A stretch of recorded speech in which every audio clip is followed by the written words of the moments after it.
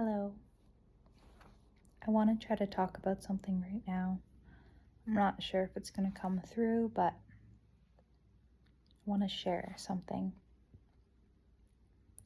So I was kind of contemplating about the heart space and how many of us operate in this world with a closed heart. And I know I do. And it's something that I would like to work on. So I was thinking about why this happens, and I think we close our hearts because we're afraid to feel. I think for me, what I understand is the core of it is this fear of feeling, this fear of experiencing pain and hurt. That's how the heart, experiences things. When something happens in our life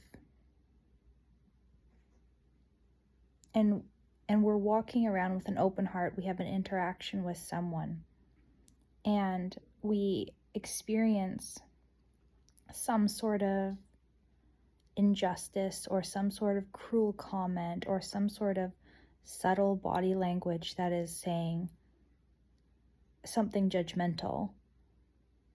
We pick up on that, and that rejection or that cruelty or that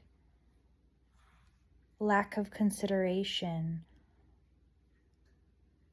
anything like that, hits us right in the heart and causes this painful feeling. And I feel like, me personally, I've internalized a lot of other people's projections. And that's another part of this conversation, is that I'm just going to speak to my own experience here, but when I was younger, I existed in this very pure, very open-hearted state. I think a lot of us did. Children are just so receptive to their environments and to their peers and to their teachers. And anything anyone said, I just thought was the truth. I thought anyone's opinion about me or anyone's feeling about me or anyone's viewpoint, just even their view of me, was true. And I would take things in so deeply because the heart space is also a very receptive space. It takes things in. And I would begin to just feel bad about myself because of other people's opinions. And sometimes it's not even words, but it's just the subtle body language that we pick up on when someone is rejecting our authenticity. And that is like one of the most painful experiences, is when you are being your true self, your authenticity, completely open-heartedly, completely vulnerably, without any protection up. And you're hoping that someone else will receive you and accept you and love you in that. And when you don't receive that, that is a very deep pain. And I think a lot of us have experienced that, and we close up our hearts. But the thing is, we don't have this understanding that the reason someone else may not receive us doesn't mean there's something wrong with us. It could mean that that person is in a closed-hearted state and is in pain. And through their lack of accepting others, they can take some of that pain out on other people. They can cause pain to others because they are in pain. Or maybe they just don't even have the capacity to receive someone because their heart is closed. And I think it's just important in hindsight now, like as children, we don't know these things, but as we get older, we can reflect on this and gain wisdom from understanding that just because someone doesn't receive me doesn't mean something's wrong with me. There's nothing wrong with me. It could be that they just don't have the capacity to receive, or because of their mental programming, they only deem certain things as acceptable and not. And that doesn't mean their belief of what is acceptable or not is the truth. This is my cat. This is Georgie making an appearance. Oh, she doesn't. She's a little shy kitty.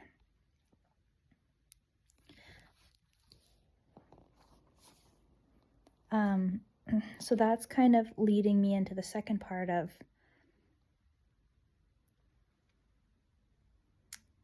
just because someone has an opinion about you or doesn't receive you doesn't mean there's something wrong with you. And a lot of the time, people who have experienced pain or they're in a dysregulated, uncomfortable state will project their unprocessed emotions onto you because they just need to get rid of them. And underneath of this person that's in pain is this pure light, but they're not operating from that space. They're operating from this wounded space that's kind of masked or covered up this light.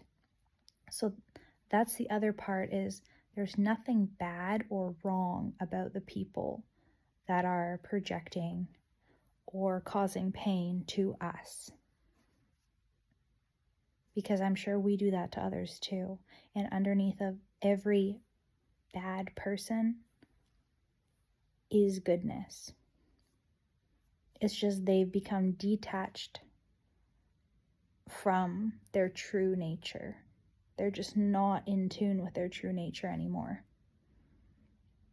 That doesn't make them a bad person. That actually means we give more compassion and empathy to that being that is in that state of disconnect from its true nature and its true self.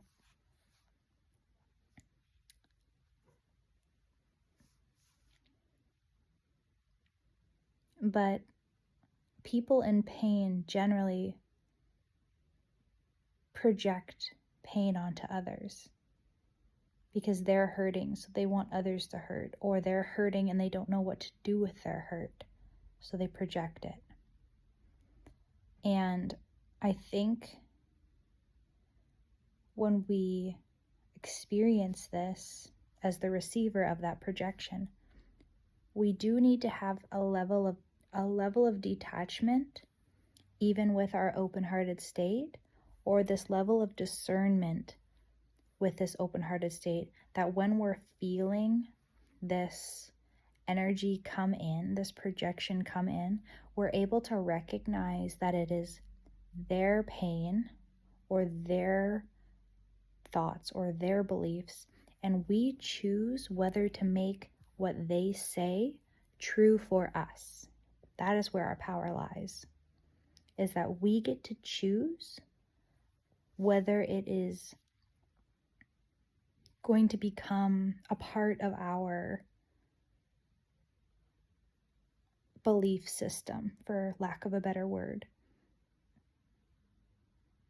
Just because someone says something to you, or about life, doesn't mean you have to take it as the truth. That might just be their opinion, or that might just be the level of awareness that they have, but doesn't make it the ultimate truth. So we get to choose what we allow to be our truth. And just because someone is saying something to you doesn't make it about you.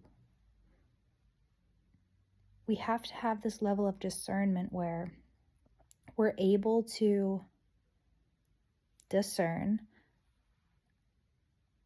what exactly is happening. Because there's things happening behind the words, behind the action. There's a reason why someone is being a certain way. And it doesn't always mean it's about us. It could mean that they're in pain, or it could mean that, just one second.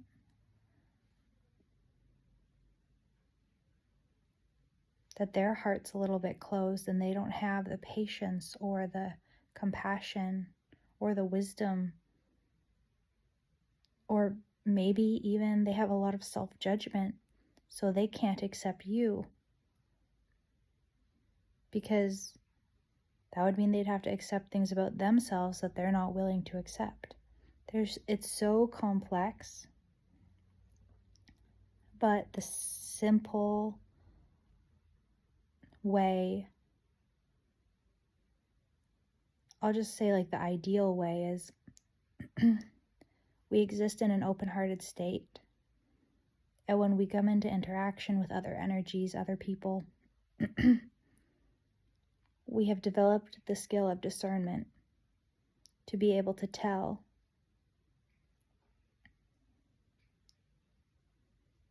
what levels of consciousness someone is operating from, to see where that expression is coming from. And when we can see where it's coming from, we have that understanding.